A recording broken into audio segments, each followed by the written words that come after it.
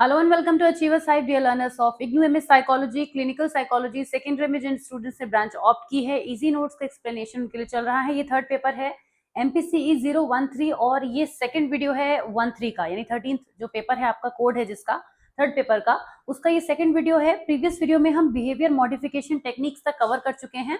आज psychodynamic therapy से start करेंगे और आगे के कुछ टॉपिक्स को हम क्विकली कवर करेंगे। तो चलिए बिना किसी डिले के वीडियो की शुरुआत करते हैं।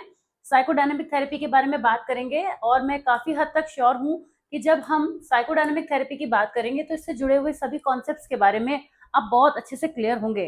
आज ये शायद पहला वीडियो होगा जिसमें मैं इतना डीपर में साइकोडायनेमिक्स में खुद को जाने से रोकूंगी, क्योंकि आपको भी पता है मुझे भी बहुत इंटरेस्ट है इस टॉपिक में। तो जब मैं एक्सप्लेन करती हूँ तो वो बहुत ज्यादा ही अच्छे से एक्सप्लेन हो जाता है, जो मैं ऑलरेडी प्रीवियस वीडियोज में इसके में और काउंसलिंग दोनों में कर चुकी हूँ। तो पेज नंबर 11 पे हमें आना था, क्योंकि हमारा जो टॉपिक है वो वहीं पर हमें मिलेगा। यस, साइकोडायनेमिक थेरेपी जो है, it is a form of psychotherapy that focuses on exploring how unconscious thoughts, feelings and past experience influence current behaviour and emotional functioning. हमारी प्रेजेंट स्टेट को किस तरह से हमारे पास्ट एक्सपीरियंस अफेक्ट करते हैं, ये हम स्टडी करते हैं साइकोडायनेमिक्स के अंदर। और जो उसकी थेरेपी होगी वो उन्हीं चीजों पर वर्क करेगी कि कौन से वो पास्ट इश्यूज थे, कौन से वो अनकॉन्शियस में होने वाले कॉन्फ्लिक्ट थे, या कौन से वो इश्यूज थे जिनकी वजह से आज हम इस सिचुएशन में हैं। ये सिगमंड फ्रॉइड ने क्रिएट की है। एंड साइकोडायनेमिक थेरेपी जो है, this aims to bring unconscious material to the surface, helping individuals gain insight into their emotional life and resolve inner conflicts. हमारे अंदर चलने वाले डिफरेंट इश्यूज को रिजॉल्व करने का काम इस थेरेपी की हेल्प से किया जाता है। कोर कॉन्सेप्ट जरूर लिखेंगे जब भी आप साइकोडायनेमिक थेरेपी की बात करेंगे। तो आप जानते हैं हमारा जो माइंड है उसमें कॉन्शियसनेस के 3 लेवल होते हैं। अनकॉन्शियस माइंड को बहुत ज्यादा फोकस किया गया है, बट अदरवाइज कॉन्शियसनेस, सब कॉन्शियसनेस और अनकॉन्शियसनेस 3 लेवल होते हैं कॉन्शियसनेस के। इनको भी आप मेंशन कर सकते हैं। जो साइकोडायनेमिक थेरेपी है वो इस पॉइंट पर बिलीव करती है, इस बात पर बिलीव करती है कि जो भी हमारे प्रेजेंट इश्यूज हैं, प्रॉब्लम सिनेरियोज बनकर आ रहे हैं, उनके पीछे अनकॉन्शियस थॉट और फीलिंग का रोल होता है। These unconscious elements often stem from early childhood experience and unresolved conflicts. Defence mechanism पे फोकस करते हैं कि जितनी भी डिफेंस मैकेनिज्म है वो हमारे एंजाइटी प्रोवोकिंग बिहेवियर को रिड्यूस करने के लिए, अपनी एंजाइटी को रिड्यूस करने के लिए हम एज अ ह्यूमन बीइंग बहुत सारी डिफेंस मैकेनिज्म फॉलो करते हैं, करने लग जाते हैं, ऑटोमेटिकली हमारे अंदर ही इनबिल्ट होती चली जाती हैं।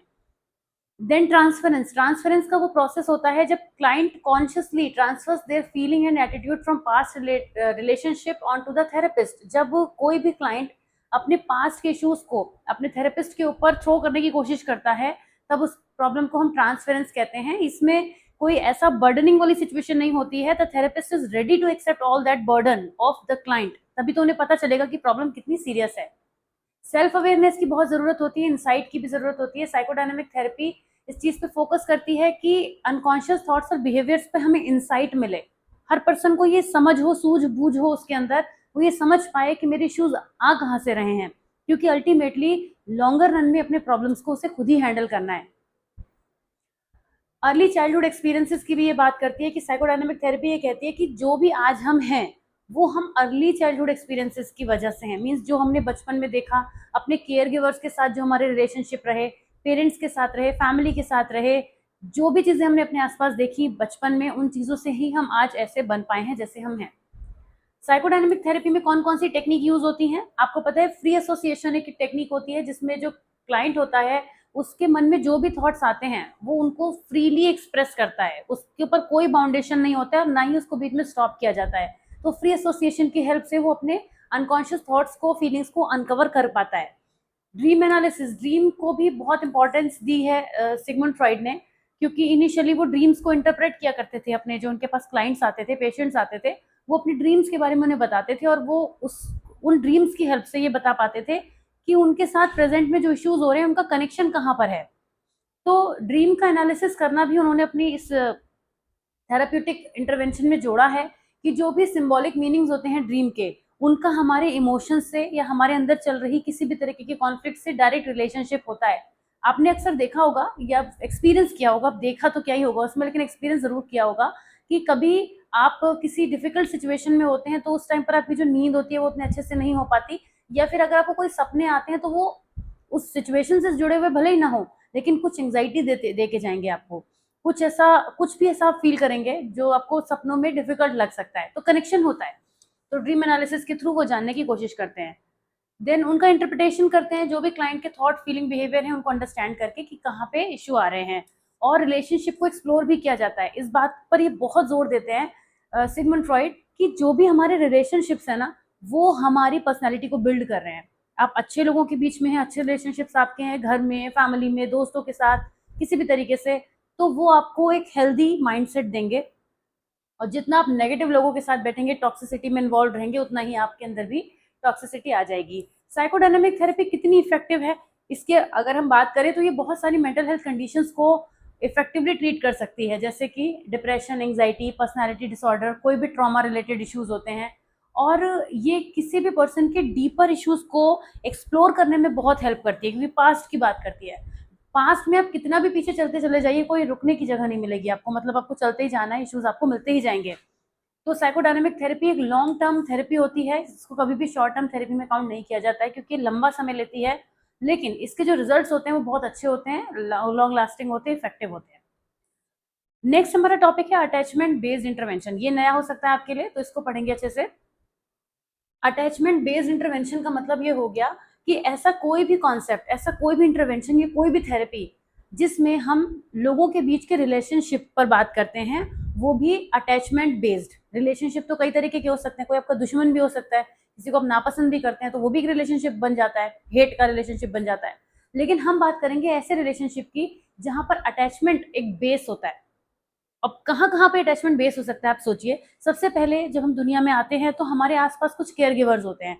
हमारे पेरेंट्स हो सकते हैं, कुछ लोगों के लिए वो नैनी होते हैं, कुछ के ग्रैंड पेरेंट्स होते हैं, कुछ के बड़े भाई बहन होते हैं, पर कोई ना कोई तो केयर हमें देता है, तभी हम अच्छे से बड़े हो पाते हैं। तो वो केयर गिवर्स के साथ में जो हमारा जैसा भी रिलेशनशिप बनता है, उससे हम एक अटैचमेंट फॉर्म करते हैं। होता ही है, नेचुरल सी बात है। फिर उसके बाद केयर गिवर के बाद जब हम इतने बड़े हो जाते हैं कि अपनी केयर खुद कर सकते होते हैं, तो भी हमारे आसपास कुछ लोग ऐसे रहते हैं जो हमसे डिस्कनेक्ट तो नहीं होते, जैसे हमारी family, parents.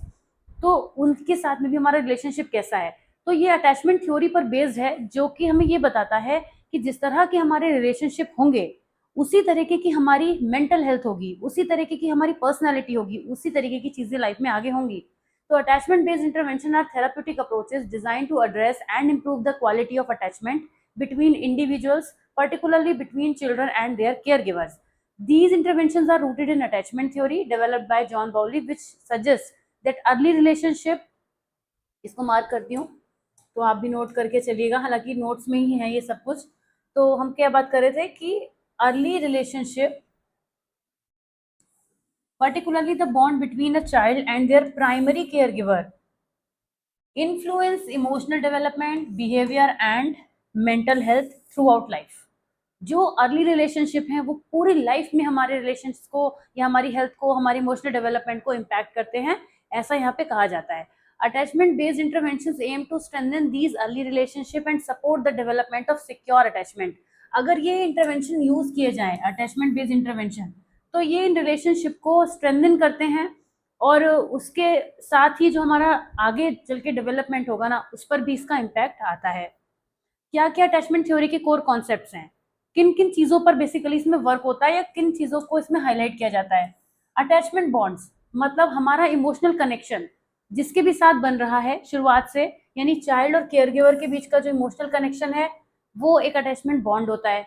Secure attachment develops when a caregiver is consistently responsive to a child's need, providing safety and comfort. हम सभी बच्चे एज अ चाइल्ड अगर देखें इस चीज को, तो जो बच्चा होता है वो सबसे ज्यादा प्यार किससे करता है दुनिया में, अपनी मदर से सबसे ज्यादा वो क्लोज और कनेक्टेड होता है, क्योंकि बचपन में वो सबसे ज्यादा क्लोज अपनी मदर के होता है। ऐसा नहीं कि फादर के नहीं होता, बट ये तो एक फैक्ट है कि फादर का कहीं ना कहीं इन्वॉल्वमेंट बाहर ज्यादा होता है, और मदर जो होती है अगर वो बाहर की दुनिया में वर्क में इन्वॉल्व भी हैं, तो भी बच्चे के टुवर्ड्स उनका केयर और अफेक्शन ज्यादा ही होता है फादर के कंपैरिजन में। अब इस चीज पे डिबेटेबल नहीं बनाएंगे, क्योंकि सबके लिए कंडीशंस डिफरेंट होती है, मैं एक जनरल बात यहाँ पे कर रही हूँ।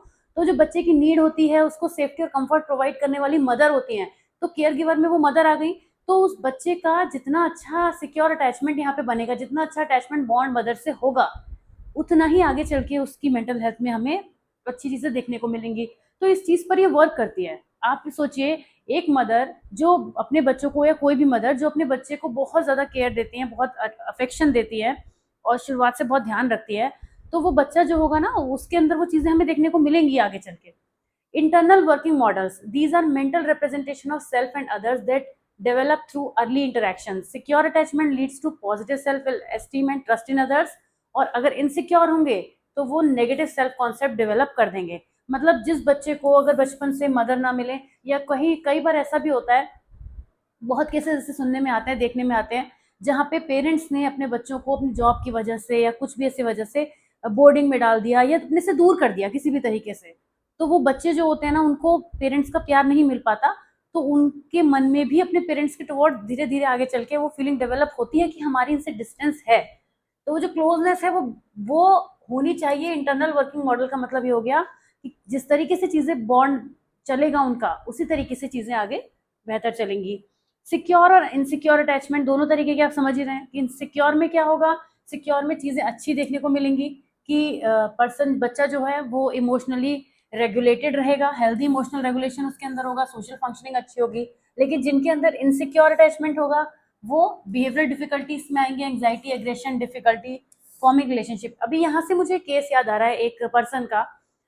उन्होंने मुझे ये बताया कि when he was a child, तो उनकी मदर उनको किसी दूसरे घर में छोड़कर और जॉब में चली जाती थी, right, and his father was not there at that time. तो जब वो दूसरे घर में स्कूल से आके रुकते थे, या जो भी चीज़ें होती है, काइंड ऑफ केयर गिवर कोई दूसरा पर्सन हो गया वहाँ पे, तो ऐसे में उस पर्सन को बहुत ज़्यादा एंग्जाइटी फील होती थी, बहुत ज़्यादा चीज़ें डिफिकल्ट लगती थी। मीन्स जो बाकी स्टूडेंट्स या बाकी बच्चे अपने स्कूल से आकर बताते थे कि हमें घर में हम जाते हैं तो हमारी मम्मी हमारी केयर करती है, हमें खाना खिलाती है, प्यार से बिठाती हैं, चेंज कराती हैं, सब चीज़ें होती हैं, वो उस बच्चे के साथ नहीं होती थी। तो उसको वो प्यार, वो न्यूट्रिशन, साइकोलॉजिकल न्यूट्रिशन नहीं मिल पाया जो उसे उस उम्र में मिलना चाहिए था, जिसकी वजह से वो अपने मदर के टुवर्ड्स हॉस्टाइल होता चला गया। और आगे चल के उसके बिहेवियर में वो चीज़ें बहुत ही ज़्यादा डिफिकल्टी की तरह नजर आने लगी। ये सारी बातें उन्होंने अपने पास्ट चीज़ों को बताते हुए बताई थी। तो यहाँ पर जो उनका अपनी मदर के साथ अटैचमेंट बना, वो एक इनसिक्योर अटैचमेंट था। उन्हें पता था कि उनकी मदर जब वो चाहेंगे तब अवेलेबल नहीं होंगी। तो इस तरीके की चीज़ें जो होती हैं आगे चल के बच्चे को डिफिकल्टी में डालती हैं। किस किस तरीके के type of attachment based intervention हो सकते हैं, क्योंकि मैं काफ़ी देर से आपके सामने मदर का ही जिक्र कर रही हूँ, तो ऐसा फील हो सकता है कि शायद बच्चे को सिर्फ मदर का ही प्यार चाहिए और कुछ नहीं, पर ऐसा नहीं है।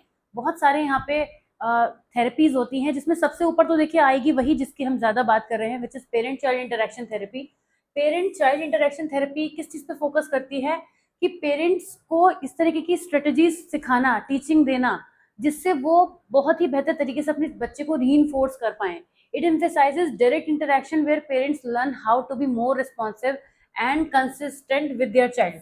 अब आप किसी भी पेरेंट्स से पूछेंगे ना, अगर इस टॉपिक पे बात करेंगे, तो कहेंगे हम दुनिया की बहुत चीज़ें जानते हैं, हमें कुछ सिखाने की ज़रूरत नहीं है। होता है, लेकिन टाइम के साथ चीज़ें बदलती हैं, और अब पेरेंट्स भी ऐसे हैं जो सीखना चाहते हैं। वो चाहते हैं कि हम अपने बच्चे के बेटरमेंट के लिए कुछ ऐसी स्ट्रैटेजीज जाने कि कहाँ पे वो चीज़ें बेहतर हो सकती हैं, उसका हमारा रिलेशनशिप कैसे अच्छा हो सकता है। ये चीज़ें वही लोग सीखना समझना चाह सकते हैं जो ये जानते हैं कि एक इमोशनल रिलेशनशिप की भी एक वैल्यू होती है।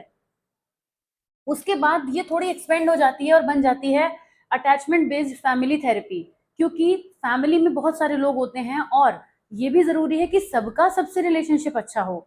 ऐसा बिल्कुल नहीं है कि 2 साल, 3 साल, 4 साल, जब तक बच्चा अपने पैरों पे नहीं खड़ा होकर चलना सीख जा रहा है, बस हमारा काम तभी तक का इस अटैचमेंट का। ये अटैचमेंट टीनेज में भी चलता है। देखिए, आपने बहुत सारे लोगों को देखा होगा कि वो जो उनके टीनेजर बच्चे होते हैं ना, उनको लेके वो कुछ डिफिकल्टी फील करते हैं। बच्चे की तरफ से तो आती हैं, क्योंकि बच्चा उस टाइम पर अपने फ्रेंड सर्किल में और उसकी जो फैंसी दुनिया हो जाती है, उस टाइम पर टीनेज में बच्चा तो रहता ही है, उसको सब पेरेंट्स अच्छे नहीं लगते। लेकिन पेरेंट्स की तरफ आकर देखिए, वो भी इस डिफिकल्टी को साइमल्टेनियसली फील कर रहे होते हैं कि हम अपने बच्चे से दूर हो रहे हैं, हमारा बच्चा हमसे दूर हो रहा है, हम भी दूर हो रहे हैं, कुछ गैप हो रहा है बीच में। तो उस गैप को मिनिमाइज करने के लिए अटैचमेंट बेस्ड फैमिली थेरेपी यहाँ पे वर्क करती है। फिर है द सर्किल ऑफ सिक्योरिटी। ये किस चीज पे बात करता है?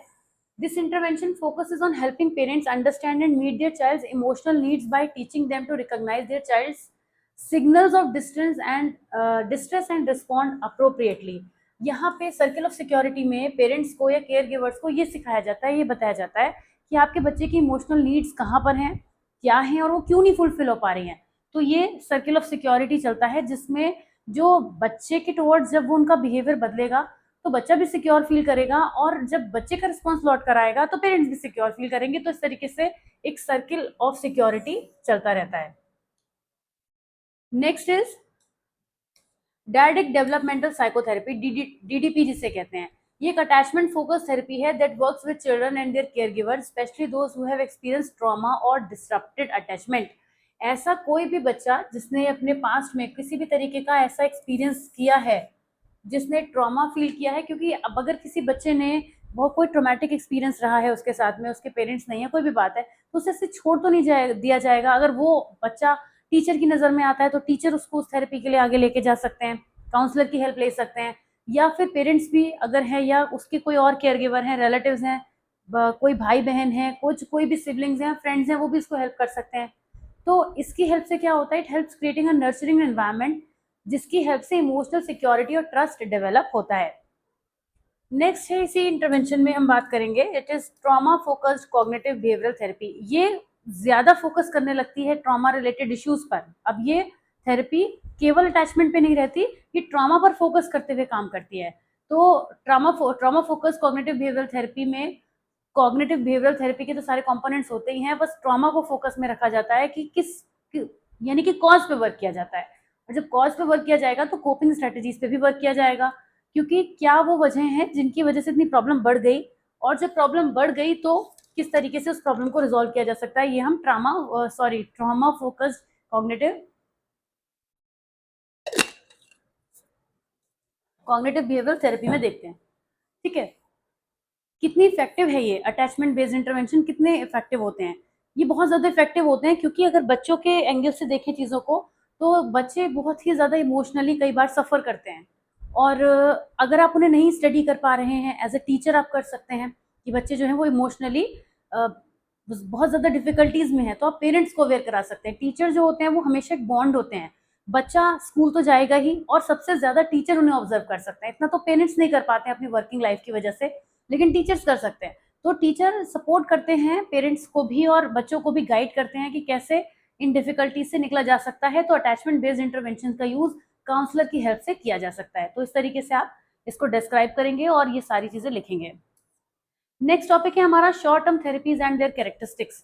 शॉर्ट टर्म थेरेपीज का मतलब क्या होता है, जो ऐसी थेरेपीज जो एक कम टाइम पीरियड में कवर की जा सकती हैं। शॉर्ट टर्म है तो साफ पता चल रहा है कि एक टर्म जो उसका जो टर्म रहेगा, फेज रहेगा, छोटा होगा, लेकिन छोटा होने के साथ साथ वो लिमिटेड टाइम फ्रेम होने के साथ साथ सारी रिक्वायरमेंट्स को पूरा कर रही होंगी। लेकिन जरूरी नहीं है कि हर थेरेपी शॉर्ट टर्म थेरेपी के अंदर आ जाए। जैसे अभी अभी आपने साइकोडायनेमिक्स को पढ़ा, उसको देखकर सुनकर नाम से जो भी हमने डिस्क्रिप्शन किया है, वो आप समझ रहे हैं कि वो शॉर्ट में नहीं की जा सकती। तो कुछ थेरेपीज होती हैं जिनको हम शॉर्ट में कर सकते हैं और उनसे बहुत अच्छा आउटकम ले सकते हैं। शॉर्ट टर्म थेरेपी का ये फायदा होता है, जिन्हें ब्रीफ थेरेपी भी हम कहते हैं, उनका फायदा ये होता है कि वो टाइम कंज्यूमिंग नहीं होती, सेव होता है उसमें टाइम, और हमारे क्लाइंट की भी कई बार नीड होती है कि उसके पास ज्यादा टाइम नहीं होता, या फिर इशू इतना बड़ा नहीं होता। जब इशू इतना बड़ा नहीं है तो उसको हम जबरदस्ती डिग नहीं करेंगे, वो कम टाइम में भी रिजॉल्व हो सकता है। तो ऐसे में हम बहुत सारी शॉर्ट टर्म थेरेपीज को यूज करते हैं। ये भी इसीलिए डिजाइन की जाती हैं जिससे साइकोलॉजिकल इश्यूज को लिमिटेड टाइम फ्रेम में, कम से कम सेशंस में और जल्दी कवर किया जा सके।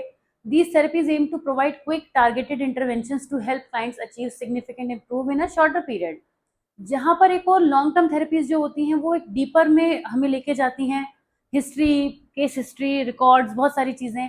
शॉर्ट टर्म थेरेपीज जो होती हैं वो इमीडिएट इश्यूज को सॉल्व करने में हेल्प करती हैं। जिससे मैं यहाँ पर आपके सामने एक एग्जाम्पल दे रही हूँ, आप भी एग्जाम्पल ज़रूर मेंशन कीजिएगा कमेंट में। जैसे रिलेशनशिप इश्यूज में कॉजेज बहुत हो सकते हैं, पास्ट में चीज़ें डिग करनी पड़ सकती हैं, ऐसा नहीं है, लेकिन अगर दोनों पर्सन को सामने लाया जाए और रिजॉल्व करने की इंटेंशन से चीज़ों को किया जाए, दोनों का इंटरेस्ट देखकर, तो ये शॉर्ट में भी चीज़ें हो सकती हैं। रिलेशनशिप के इश्यूज ऐसे नहीं है जो आप 2 साल चलाएंगे, जबरदस्ती 3 साल तक खींचेंगे, कोई मतलब ही नहीं है, बहुत जल्दी किए जा सकते हैं। तो आप मुझे बताइएगा कि आपके हिसाब से और कौन कौन से ऐसे इश्यूज हैं, साइकोलॉजिकल इश्यूज, या ऐसी कौन सी प्रॉब्लम है जो शॉर्ट टर्म थेरेपीज के अंदर कवर की जा सकती हैं। मेरा आंसर देने के लिए इस क्वेश्चन को आप अभी और आगे पढ़ते रहिए, सुनते रहिए, और उसके बेसिस पर भी आप बता सकते हैं जैसे कि हम कौन कौन सी शॉर्ट टर्म थेरेपीज हैं जिनको हम यूज करेंगे। अब क्योंकि आप जानते हैं कि सीबीटी कौन कौन से इश्यूज होते हैं जिनको कवर करती है, राइट मैं अभी आंसर तो नहीं बताना चाह रही हूँ, लेकिन क्योंकि मुझे पता है मैंने इतनी बार बताया तो आपको पता ही होगा, तो आप वो इशू एज एन आंसर यहाँ पे मेंशन कर सकते हैं। सीबीटी जो होती है is one of the most widely used short-term therapy. It focuses on identifying and changing negative thought pattern and behavior that contribute to emotional distress. कल भी हमने बात की थी इस पर, तो ज़्यादा बात करने की हमें ज़रूरत नहीं है कि एक बहुत ही हाईली स्ट्रक्चर्ड गोल ओरिएंटेड होती है। 12 से 20 सेशन के बीच में इसको कवर किया जा सकता है और इन चीज़ों पर इसका फोकस होता है। ये सब आपको दिख ही रहा है सामने। सोल्यूशन फोकस जिस पे भी हम बात कर चुके हैं, सोल्यूशन फोकस में हम सोल्यूशन पर फोकस करते हैं। ये 5 से 10 सेशंस के बीच में चलती है और ऐसे इश्यूज जो मैनेजेबल होते हैं, जैसे रिलेशनशिप प्रॉब्लम हो गई, वर्क स्ट्रेस हो गया, जैसे मैंने आपको एग्जांपल दिए थे ना, अभी वो एग्जांपल सब आपको आपको आपके जो आंसर है वो सामने ही दिख रहे हैं आपको एक्चुअली, तो कोई बात नहीं। तो ये सब हमारे पॉइंट्स हो जाते हैं, लेकिन आप इससे डिफरेंट आंसर दे सकते हैं, दैट्स नॉट अ प्रॉब्लम। ऐसा थोड़ी ना कि आपको यहीं से कॉपी करके चीटिंग करनी है, आप अपने आप से भी सोच सकते हैं, कुछ यूनिक सोच सकते हैं। Interpersonal therapy, interpersonal focuses on improving interpersonal relationship and social functioning. Short term में वो ही थेरेपीज आएंगी, आप ये भी दिमाग लगाइएगा कि जब इश्यूज आपके माइंड में आ रहे हैं ना कि कौन से सॉल्व हो सकते हैं, तो उस पर बेस्ड जो होंगी, जैसे इंटरपर्सनल थेरेपी, जो इंटरपर्सनल कॉन्फ्लिक्ट्स होते हैं लोगों के, जैसे मैंने भी रिलेशनशिप का भी एग्जांपल दिया था, वो भी इसमें इसके अंदर कवर होता है, जैसे रिलेशनशिप इशू लिखा है ना, ग्रीफ थेरेपी, डिप्रेशन, जो भी चीजें हैं जो किसी भी पर्सन के दूसरे पर्सन से जुड़ने पर या सिचुएशन से जुड़ने पर क्रिएट होते हैं, वो सब इसके अंदर कवर हो जाते हैं। ये 12 से 16 सेक्शन के अंदर कंप्लीट की जा सकती है। साइकोडायनामिक थेरेपी वैसे तो मुश्किल ही होता है और ये लीस्ट प्रेफरेंस पे रखी जाती है, लेकिन इसे ब्रीफ किया जा सकता है जब इश्यूज बिल्कुल ऊपरी तौर पर हो, लेकिन इससे पहले हमेशा दूसरों को मौका मिलता है, दूसरी थेरेपीज का नंबर आ जाता है, इसको उतना डीपर में लिया नहीं जाता, क्योंकि आप ये देख ही रहे हैं इसके सेशंस भी 12-24 का मिनिमम दिखा रहे हैं। इसमें किस पे फोकस करते हैं आप ऑलरेडी जानते हैं। बिहेवियरल थेरेपी एक ऐसी है जो सबसे ज्यादा क्विकली की जा सकती है, क्योंकि बिहेवियर मॉडिफिकेशन आपने कल पढ़ा था, आई मीन लास्ट वीडियो में पढ़ा था, तो आपको पता है कि बिहेवियर को मॉडिफाई करने के लिए हम छोटी से छोटी टेक्निक भी यूज कर सकते हैं, तो सबसे कम सेशन में भी अप्लाई की जा सकती है। तो ये फ्यू सेशन में भी हो सकती है, इश्यू पे डिपेंड करेगा, इसके अंदर बहुत सारी सब चीजें आती हैं जो प्रीवियस वीडियो में आपने पढ़ी है। मैं टाइम थोड़ा सेव करके चलूंगी और मुझे नहीं लगता कि ऐसी कोई रिक्वायरमेंट भी है इस पर अननेसेसरी वही बात रिपीट करने की। कैरेक्टरिस्टिक्स क्या क्या हो सकती हैं, वही सब बातें जो भी हमने करी हैं वही सब इसकी कैरेक्टरिस्टिक्स हो जाएंगी। लिमिटेड टाइम में कवर की जा सकती है, बहुत अच्छी बात है इसकी, क्योंकि नाम ही इसका शॉर्ट टर्म थेरेपी है, गोल ओरिएंटेड होती है। अब इसमें हम प्लानिंग प्रॉपर करके चलते हैं, क्योंकि जो काम आपको जल्दी करना है ना, शॉर्ट में करना है, तो उसके तो स्टेप्स और ज्यादा क्लैरिटी से आपके आगे होंगे, तभी तो आप कर पाएंगे। ये थोड़ी आप निकल चले बस अब जो होगा आगे देखा जाएगा, तो चीज कितनी भी बड़ी जा सकती है। तो ये गोल ओरिएंटेड होती है, बहुत प्रैक्टिकल है। इसमें बिल्कुल भी हाइपोथेटिकल सिचुएशन लेना, उसको बढ़ाना, लंबा खींचना, रिसर्च करना, ये काम नहीं होगा, बहुत ज्यादा प्रैक्टिकल ये होती है। फिर फोकस्ड भी होगी, क्योंकि ये स्पेसिफिक प्रॉब्लम पर वर्क करती है, तभी तो शॉर्ट है। आपने 10 इशू ले लिया, आप उसको ब्रीफ थेरेपी से करेंगे तो नहीं हो पाएंगे, राइट। तो हम स्पेसिफिक इशू पे बात करते हैं तो बहुत ज्यादा फोकस्ड होती है और वेल स्ट्रक्चर्ड तो होती है। जैसे मैंने अभी बताया कि जब किसी काम को, इस तरीके की थेरेपी को हम यूज करना चाह रहे हैं, तो हमें प्लानिंग करके चलनी पड़ेगी, ऐसे हम शॉर्टकट नहीं मार सकते।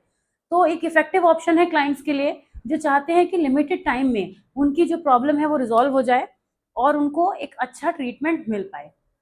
नेक्स्ट टॉपिक है हमारा client centred therapy by Carl Rogers, जिससे अब हम कवर करेंगे। पर्सन सेंटर्ड थेरेपी भी इसको हम कहते हैं, ये अमेरिकन साइकोलॉजिस्ट कार्ल रॉजर्स ने दी थी। ह्यूमनिस्टिक अप्रोच पर बेस्ड है, पता है आपको ये बात, मेरे ख्याल से मालूम तो होनी ही चाहिए, फिर भी ह्यूमनिस्टिक अप्रोच पर बेस्ड है। और ह्यूमनिस्टिक अप्रोच बहुत सारी चीजों पर फोकस करती है, जैसे कि पहले भी मैंने बताया है। किन किन चीजों पे फोकस करती है, सेल्फ पे फोकस करती है, मतलब ये ह्यूमन को सेंट्रल पार्ट मानती है पूरी सिचुएशन का, यानी कि ह्यूमन अपने आप में इतना कैपेबल है कि वो खुद पर वर्क कर सकता है, सेल्फ पे बात करती है, राइट।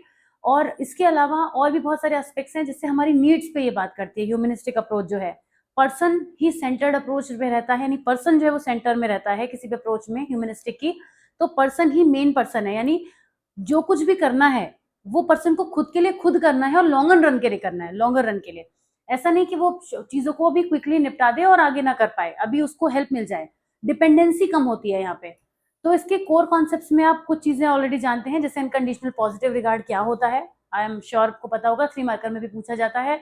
किसी भी पर्सन को बिना जज किए उसको पॉजिटिवली सपोर्ट करना इज अनकंडीशनल पॉजिटिव रिगार्ड। जब भी हम किसी पर्सन को देते हैं वो पर्सन हमसे बहुत ज्यादा खुलता चला जाता है और अपनी बातों को, अपनी प्रॉब्लम्स को हमसे एक्सप्रेस कर पाता है।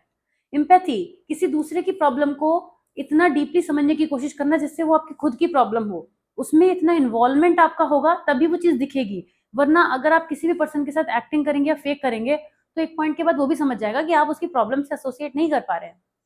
कॉन्ग्रुएंस यानी जेन्युइननेस, यानी कि जो भी थेरेपिस्ट है वो कितनी ऑथेंटिसिटी मेंटेन कर रहा है, कितनी ट्रांसपेरेंसी रख रहा है अपनी जो पूरी प्रोसेस है थेरेप्यूटिक प्रोसेस उसमें, और कितना वो जेन्युइन है अपने क्लाइंट के साथ में, ये उसका कॉन्ग्रुएंस होता है। सेल्फ एक्चुअलाइजेशन, कार्ल रॉजर्स ये मानते हैं कि हर पर्सन के अंदर एक इनर ड्राइव होती है सेल्फ एक्चुअलाइजेशन की, यानी वो जानते होते हैं कि वो अपने फुल पोटेंशियल तक किस तरह से चीजें एक्वायर कर सकते हैं। तो सेल्फ एक्चुअलाइजेशन के प्रोसेस के थ्रू जो क्लाइंट होते हैं अल्टीमेटली वो ये समझ पाते हैं कि वो क्या कर सकते हैं और क्या नहीं। क्लाइंट सेंटर्ड थेरेपी के गोल्स की बात करें तो इसमें कुछ चीजें हैं, जैसे सेल्फ एक्चुअलाइजेशन को एक्वायर करना इसका एक गोल है। हर थेरेपिस्ट ये चाहते हैं कि जब वो ह्यूमनिस्टिक अप्रोच को फॉलो करें तो उनका क्लाइंट जो है वो सेल्फ एक्चुअलाइजेशन को एक्वायर कर पाए, वो उसे उस काबिल बना सके। जरूरी नहीं है कि थेरेपी के सेशन में वो काम होने वाला है, बिल्कुल भी नहीं होने वाला है, वो लॉन्गर रन में होगा। पर्सन सीखेगा, जानेगा खुद को, तो सेल्फ एक्चुअलाइजेशन तक वो पहुंच पाए। खुद की अंडरस्टैंडिंग हो, जब वो खुद को समझेगा तभी दूसरों की चीजों को समझ पाएगा, तो पहले अपनी अंडरस्टैंडिंग डेवलप हो पाए। आप देख रहे हैं सारी टर्म जो है वो सेल्फ से जुड़ी हुई है। सेल्फ एक्सेप्टेंस, कहाँ पर उसमें कमी है, क्या उसका स्ट्रॉन्ग पॉइंट है, ये वो अंडरस्टैंड करे और एक्सेप्ट भी करे। एम्पावरमेंट यानी क्लाइंट को अपनी चॉइसेस बनाने की एबिलिटी डेवलप हो पाए, अपनी प्रॉब्लम को सॉल्व कर पाए, अपनी डिसीजन मेकिंग पे स्ट्रांग हो पाए, ये सब उसको एम्पावर्ड करने का तरीका होता है। रिलेशनशिप में इंप्रूवमेंट आए, जब वो खुद से अवेयर होगा, एम्पैथेटिक होगा, तो जो उसके आसपास के रिलेशनशिप हैं, जिनके भी साथ वो इंटरपर्सनल रिलेशनशिप में इन्वॉल्व है, उनके साथ चीजें बेहतर होंगी। रिजोल्यूशन ऑफ इंटरनल कॉन्फ्लिक्ट्स, जो भी इशू उसके साथ हैं, कोई भी जिसको वो आइडेंटिफाई भी कर पा रहा है, उसको वो सॉल्व भी कर पाए, इस काबिल उसको बन जाना चाहिए after the therapy sessions. Client centred therapy का जो प्रोसेस होता है, इसमें क्या चीजें होती हैं। In client centred therapy the client is seen as the expert on their own life. ये बात बहुत इंपॉर्टेंट है कि क्लाइंट जो है वो अपनी लाइफ का खुद ही एक एक्सपर्ट है, यानी अपनी गाड़ी का खुद ड्राइवर है वो, with the therapist serving as a facilitator who provides the necessary environment for personal growth. The therapist does not direct और लीड द थेरेपी, लेकिन एक ऐसा स्पेस क्रिएट करता है जहाँ पे क्लाइंट को ये लगे कि मुझे बात को सुना जा रहा है, मुझे एक्सेप्ट किया जा रहा है, और वो समझे कि मेरी बात को समझ भी पा रहा है दूसरा पर्सन। यहाँ जो थेराप्यूटिक प्रोसेस होता है वो कोलैबोरेटिव होता है, यानी थेरेपिस्ट एक्टिवली सुनता भी है, रिफ्लेक्ट भी करता है कि उसने क्या समझा क्लाइंट के थॉट और फीलिंग को, और फिर उसको हेल्प करता है ये समझने में कि जो भी उसकी प्रॉब्लम्स है, जो भी उसके इश्यूज एक्सपीरियंसेस हैं, वो कहाँ पे प्रॉब्लम कर रहे हैं और कैसे प्रॉब्लम कर रहे हैं। The emphasis is on the present moment and the clients lived experiences rather than past trauma. पुरानी चीजों से ज्यादा इस चीज पे फोकस किया जाता है ह्यूमनिस्टिक अप्रोच में कि क्लाइंट अभी कहाँ पर है और वो कहाँ जा सकता है आगे। इसमें आगे ले जाने की एक चीज होती है ह्यूमनिस्टिक अप्रोच में। यहाँ पे जो थेराप्यूटिक रिलेशनशिप है, सबसे इंपॉर्टेंट, जो थेराप्यूटिक रिलेशनशिप एक बहुत ही इंपॉर्टेंट चीज है। इसमें अनकंडीशनल पॉजिटिव रिगार्ड होना चाहिए, एम्पैथी होनी चाहिए और जेन्युइननेस भी होनी चाहिए। जो हमारा थेरेपिस्ट है उसके अंदर एक्टिव लिसनिंग की कैरेक्टरिस्टिक होनी चाहिए, वो अच्छे से सुने। थेरेपिस्ट जो है, एक्टिव लिसनिंग बहुत जरूरी है, क्योंकि सुनेंगे नहीं तो कुछ समझ नहीं पाएंगे। जो सुना है उस पर रिफ्लेक्ट कर सकें, जो भी चीजें समझी हैं उनको पैराफ्रेज कर सकें, क्लैरिफिकेशन दे सकें कि जो भी चीजें प्रॉब्लमेटिक हैं या जो भी उसको पाथ दिखाना है बेसिकली उस पर क्लैरिफिकेशन दे सकें। नॉन डायरेक्टिव अप्रोच को फॉलो करें, मीन्स यहाँ पे जो थेरेपिस्ट है ना वो अथॉरिटेरियन वाले पोज पे ना आके उसको उसको ही बताने का मौका दें कि वो क्या बेहतर चीजें कर सकता है। उसके फीलिंग्स को और उसके एक्सपीरियंसेस को एक्सप्लोर करने का यहाँ पे मौका दिया जाता है बाय द थेरेपिस्ट। ग्रोथ के लिए फैसिलिटेट किया जाएगा, मतलब उसको, जैसे अभी मैंने बोला था ना कि पास्ट की तरफ नहीं जा रहे हैं हम, ये देखेंगे आगे कितना जा सकते हैं। तो ह्यूमनिस्टिक अप्रोच की हेल्प से, ह्यूमनिस्टिक थेरेपी की हेल्प से उसको ग्रोथ की तरफ ले जाने के लिए एफर्ट्स किए जाते हैं। Client autonomy, the pace, direction and topics of therapy are led by the client, not the therapist. The client decides what to discuss, ensuring the therapy is client driven. जो थेरेपी है वो client driven रहे, इसके लिए जरूरी है कि जो क्लाइंट है वही डिसाइड करेगा कि चीजें कैसे होंगी। कितना बेनिफिशियल है, कितनी इफेक्टिवनेस होती है इसमें, होती है काफी ज्यादा होती है। जो क्लाइंट सेंटर थेरेपी है वो काफी इफेक्टिव देखी गई है। एंग्जाइटी, डिप्रेशन, रिलेशनशिप इश्यूज, इन सबको सॉल्व करने में, सेल्फ एस्टीम इश्यूज को सॉल्व करने में हेल्प करती है। जो भी लोग खुद से डिस्कनेक्टेड फील करते हैं या खुद को अंडरस्टैंड नहीं कर पाते, कंफ्यूजन उनको बहुत रहता है, आइडेंटिटी कन्फ्यूजन हो सकता है, रोल कन्फ्यूजन हो सकता है, इनसे रिलेटेड चीज़ों में भी हेल्प मिलती है।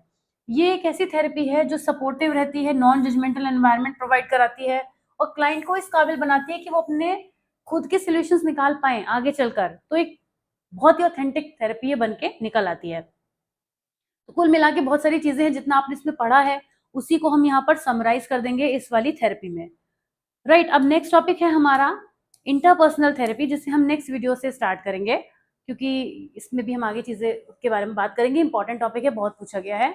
तो आज का ये वीडियो था सेकंड पार्ट, जिसमें आपने काफ़ी सारे टॉपिक्स कवर किए। आई होप ये वीडियो आपको समझ में आया होगा। कोई भी डाउट, कोई भी क्वेरी है तो आप कमेंट्स में ज़रूर ड्रॉप कीजिएगा, और जो क्वेश्चन मैंने पूछा था आपसे उसका आंसर ज़रूर आप दीजिएगा।